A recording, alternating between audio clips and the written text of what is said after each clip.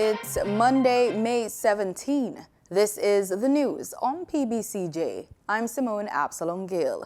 The state-run Jamaica Urban Transit Company, JUTC, says it has lost some 54% in revenue from fares. As well, there's a severe drop in charters due to the COVID-19 pandemic.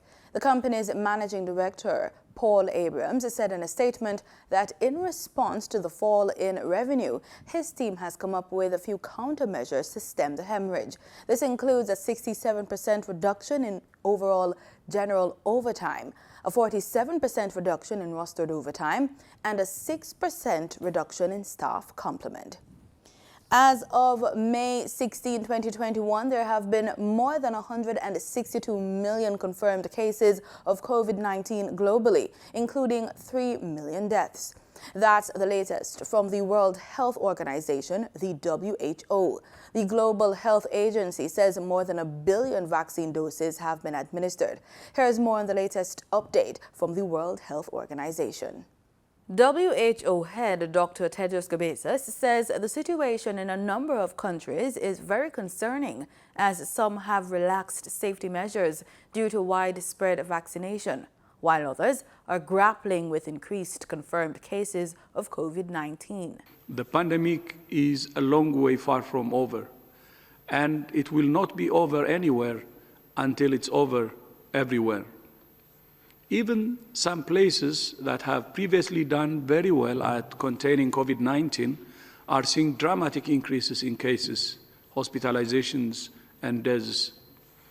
New variants of concern, fragile health systems, reduced implementation of public health measures, and supply shortages of oxygen, dexamethasone, and vaccines are all compounding the current situation.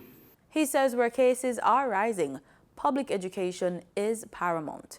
Where cases are rising, now is the moment to ensure people are adhering to public health measures, including physical distancing, the wearing of masks, and preventing large gatherings.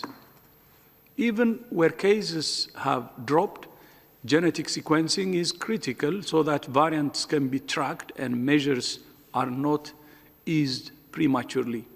According to the WHO Director General, his team has been responding to reports of increased COVID-19 cases. India and other hotspots. However, demand is currently so high that WHO needs immediate funding in order to sustain its technical and operational support to all countries, especially the most affected, involved in the present wave. He says the current response plan is underfunded. This is constraining WHO's ability to provide an adaptable and scalable response in emerging hotspots. WHO requires urgent funding to the current response plan, which would allow us to scale up support for countries and support the ACT Accelerator. Dr. Ghebreyesus says the fund would enable his team to act and save lives and livelihoods. Prime Minister Andrew Holness has again defended his administration's direct contracting of China Harbour Engineering Company, CHEC, to build a Montego Bay Perimeter Road. Mr. Holness said there has been talk about building the roadway for over 20 years now, but no definitive action has been taken. We engaged with our strategic partners, the Chinese, to continue the infrastructure development. There has been talk about a perimeter road around Montego Bay for more than 20 years. Talk. We looked at everything and we said our budget and our capital expenditure is such that we don't need to go the route of a loan. That is a big man decision. That is a mature decision. That is a bold decision. For once in our life, as a country, we make a bold step to say we can do it out of our own resources and we don't have to borrow to do it. Excellent. But more than that, more than that, not engaging in a bilateral program ensures that the program is more transparent. We have nothing to hide about this program, and everything that we are doing is in the law.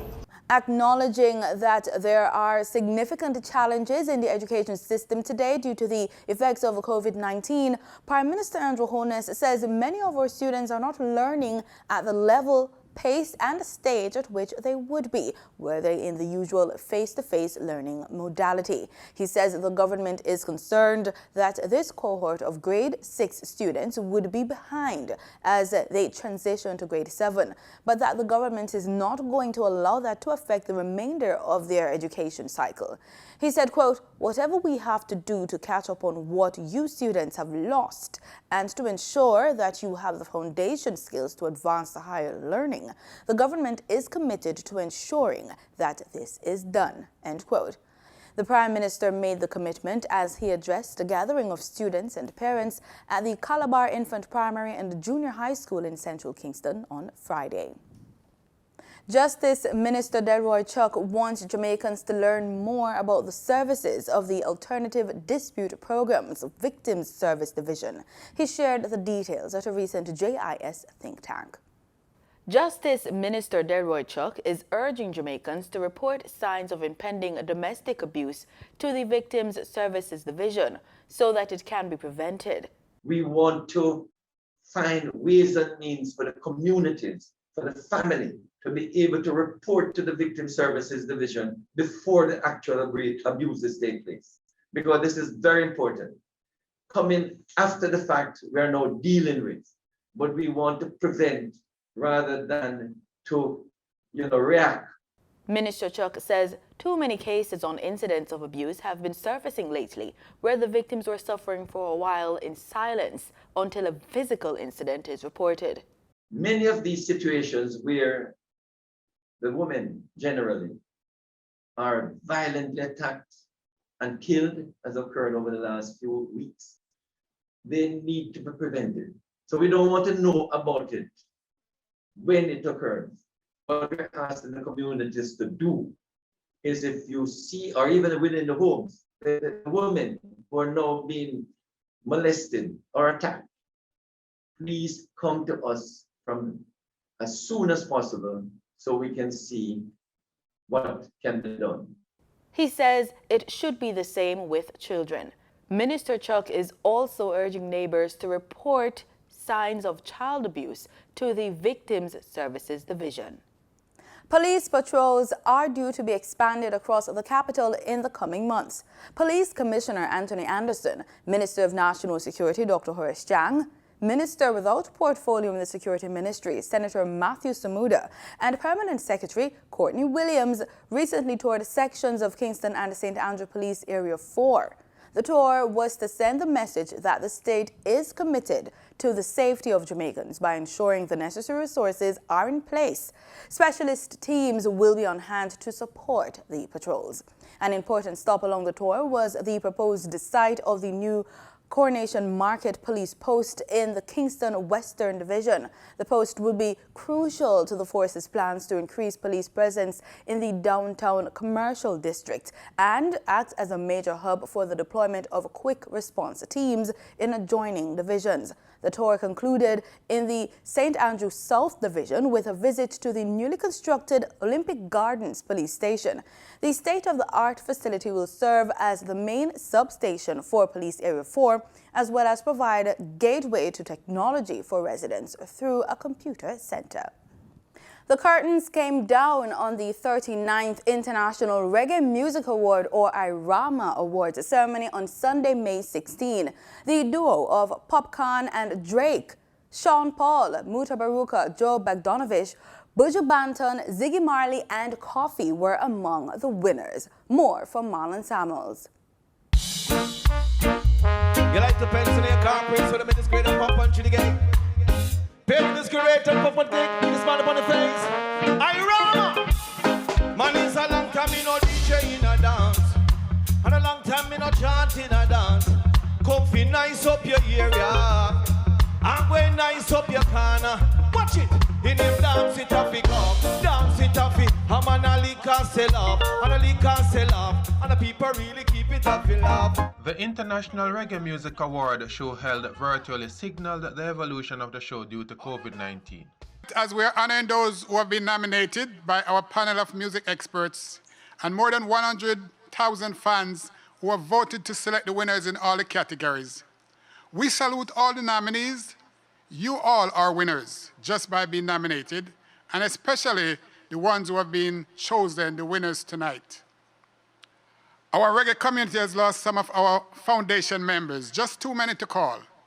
But I must mention Bonnie Whaler, Toots Iberts, Johnny Nash, Daddy Uri, who some of you saw last time we were here. So we the town to tell the people, Bobby's physical days coming your way. At the 50th celebration of reggae music and the 37th celebration of Irama, Dear Edie gave an outstanding performance. But how could I forget to mention Bob Andy, a veteran in the music industry? There's too many to mention right now. So we salute them and we remember them at this 39th Irama. The Special Philanthropic Award. Joseph Bogdanovich has had a palpable passion for the Jamaican people and their music. The evidence of his love for Jamaica is clear for all to see. Joe has not only been one of the biggest investors in Jamaican entertainment, but has supported the efforts of so many young Jamaicans in gaining their footing in business in general and showbiz in particular. He is associated with some of the most famous Jamaican brands.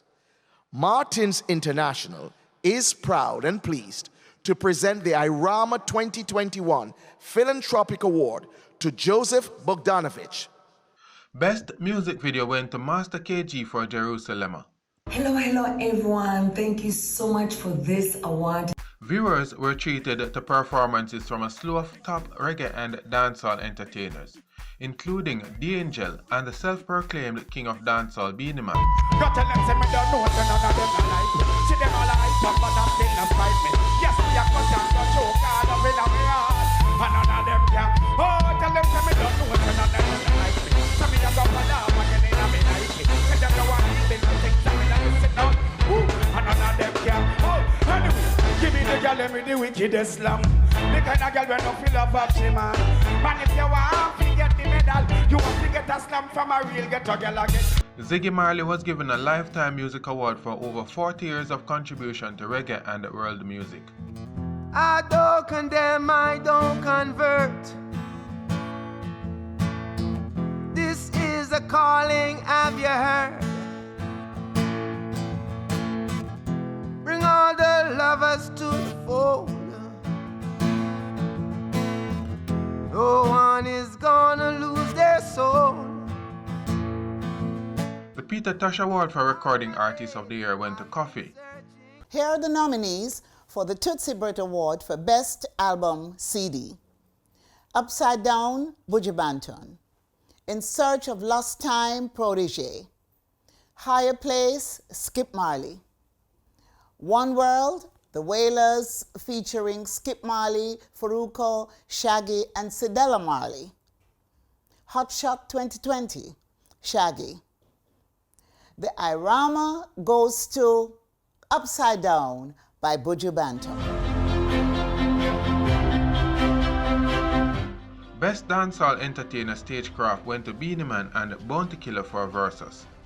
Thank you very much for another award, and I wish Bounty Killer was here with me to collect this one, but Beenie Man and Bounty Killer and Beenie Man. So we are strong. Blessings. Rasta beloved. Thank you very much. Congratulations were also in order for Buju Banton. The 2020 Emperor of Reggae and World Music Awards for Entertainer of the Year. That's the Bob Marley Award for Entertainer of the Year. The nominees are Buju Banton, Coffee, Popcorn, Protege, and Sizzla Kalonji.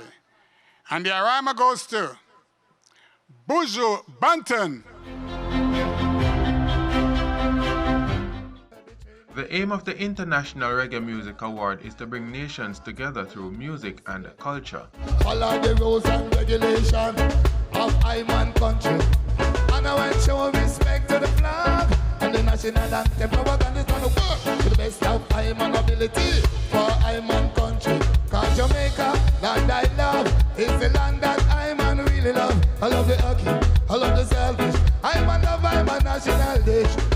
For the news on PBCJ, I am Marlon Samuel. Rights and justice, and if a crime, people fighting. You see the crack and the coke, we don't like it. We now get the daily business report with host Gabriel Thompson.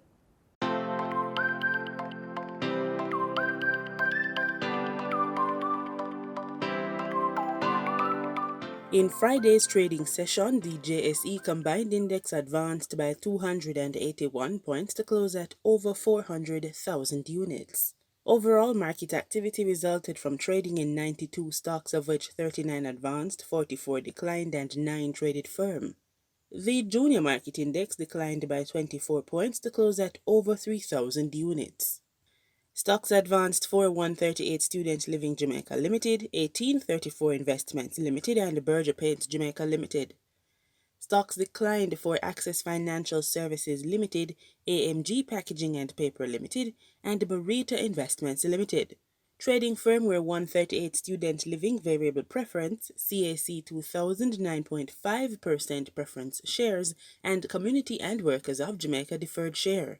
Wigton Wind Farm Limited ordinary shares was the volume leader with 13.1 million units, followed by Supreme Ventures Limited with over 10 million units, and Proven Investments Limited USD with 2.1 million units. In foreign exchange trading for Friday, May 14, the US dollar sold for an average $150.97. The Canadian dollar ended trading at $126.30. The pound sterling traded for $211.90, and the euro sold for an average $184.82. Oil prices held firm on Monday, trading in a tight range as European economic reopenings offset gloom from surging COVID-19 cases in Asia, fresh restrictions, and underwhelming Chinese manufacturing data. The British economy reopened on Monday, giving 65 million people a measure of freedom after the gloom of a 4-month COVID-19 lockdown. With accelerating vaccination rates, France and Spain have eased COVID-related restrictions in recent weeks, and Portugal and the Netherlands eased on Saturday travel restrictions as the summer holiday season approached. Brent crude futures rose 3 cents to $68.74 a barrel.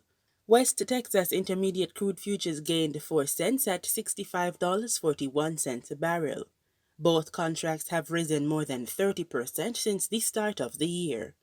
And on that note, we end this Monday edition of the Business Report Inside the News on PBCJ. I'm Gabrielle Thompson. Pleasant viewing.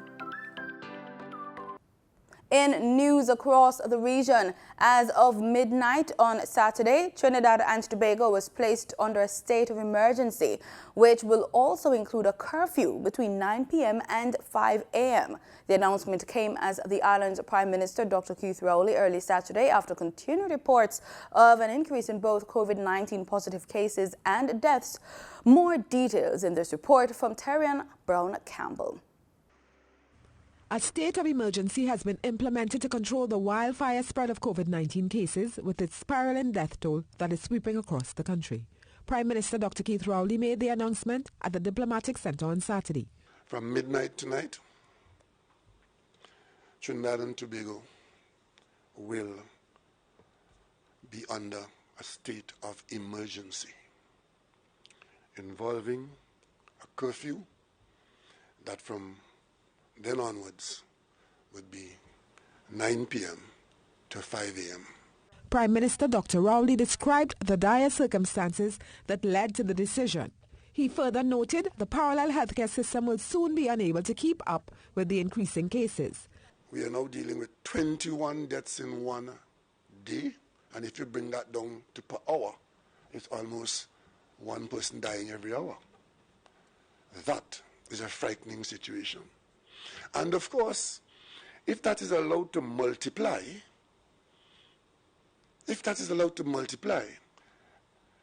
very soon we would be happy when he's only 21, because it could go to a number where 21 is a great improvement.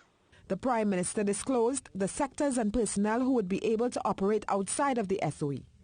National security in all its forms, of course the health department in all its forms, the Ministry of Energy's work, the energy sector will remain on. The utilities will remain exempted. Ports and airports will remain exempted. All tentacles of the food supply chain. He said pharmacies, public transportation and elements of the public sector would need to be exempted so that workers could continue to receive their salaries. Details of the state of emergency will be fleshed out by the Attorney General. Terry Ann Brown-Campbell, TTT News. The state of emergency in St. Lucia is to be extended. Come Monday, May 17, the National Emergency Management Organization will be rolling out new curfew passes. Acting Director of NEMO, Maria Medad, says the National Emergency Management Organization remains cognizant of the ongoing protocols and have made accommodations to facilitate the movement of persons who need to operate during the COVID-19 curfew hours. Because of the end of the current curfew period, which ends on May 16th, NEMO has to reissue a new set of passes. The extension of the state of emergency begins next week, and the passes issued in February are set to expire on Sunday, May 16, 2021.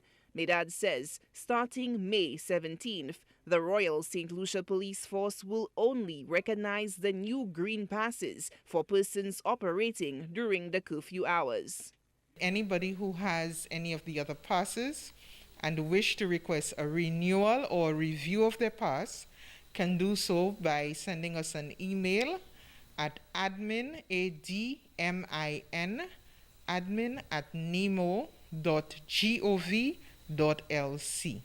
Applicants must specify the reason for the use of the pass in the email to NEMO, and the request will be reviewed by staff of the organization. The email request should also include the name of the driver's license number, the vehicle number, and the position of the person in the organization making the submission.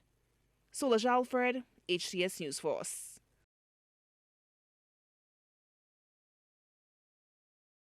An appeal is being made for the St. Kitts and Nevis business community to support the thrust to develop robotics on the Tune Island. Andre Huey reports. An appeal is being made to the business community to support the thrust to develop robotics in St. Kitts and Nevis. Founder of the St. Kitts and Nevis Robotics Association, Dr. Ricardo Neal, told SK Newsline after the recent Marine Drone Challenge that the Federation has been making strides in robotics as displayed in the ability of the youth, their talent, and their cognitive skills. This is the perfect avenue now for the private sector to see what would have happened and see this as something that is important for the youth within St. Kitts and Nevis. We are surrounded by water.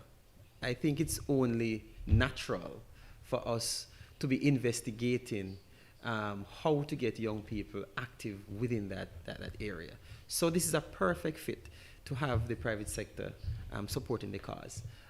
We want to shout out to Flo for actually coming on board, to ensure that they sponsor a team. We have Carrie Brewery, who came on board. We have Credit Union, Cajola Cristada, and Regiwell came on board to also to ensure that this is actually happening. And ECCB. Can't forget ECCB, right, to come on board. So I think this is the perfect time for the private sector now to be looking to say, hey, we want to sponsor this event. This event in itself, once we continue with this as is, what is going to happen is that we're going to pull attraction throughout the world. You're going to have persons want to come to St. Kitts, as I said before, to see what we're doing, what is so interested, why are the young people so engaged, why young people begin to look into the area of engineering and look on STEAM, if you will, as a path. So, we are making a plea based on our successes to have the private sector come on board and support the other programs that we have. The SKNRA was officially formed last year in a bid to develop robotics in St. Kitts and Nevis. The federation has been represented at international robotics competitions and performed creditably well, excelling even above bigger countries with more resources. Dr. Neal and the association are hoping to do even more in the coming years. I'm Andre Huey for SKN Newsline. We now go to sports. Groups alleging human rights abuses against minorities in China are calling for a full-blown boycott of the 2022 Winter Olympics in Beijing. This move is likely to ratchet up pressure on the International Olympic Committee, athletes, sponsors, and sports federations. A coalition representing Uyghurs, Tibetans, residents of Hong Kong and others issued a statement Monday calling for the boycott, eschewing lesser measures that had been floated like diplomatic boycotts and further negotiations with the IOC or China. The Beijing Games are set to open on February 4, 2022, just 6 months after the postponed Summer Olympics in Tokyo are to end. The IOC has repeatedly said it must be neutral and stay out of politics. The Switzerland-based body is essentially a sports business, deriving about 75% of its income from selling broadcast rights and 18% more from sponsors. It also has observer status at the United Nations. IOC President Thomas Bach was recently quoted saying, "We are not a super world government," end quote. And that's our package. You've just watched the news on PBCJ, the People's Station.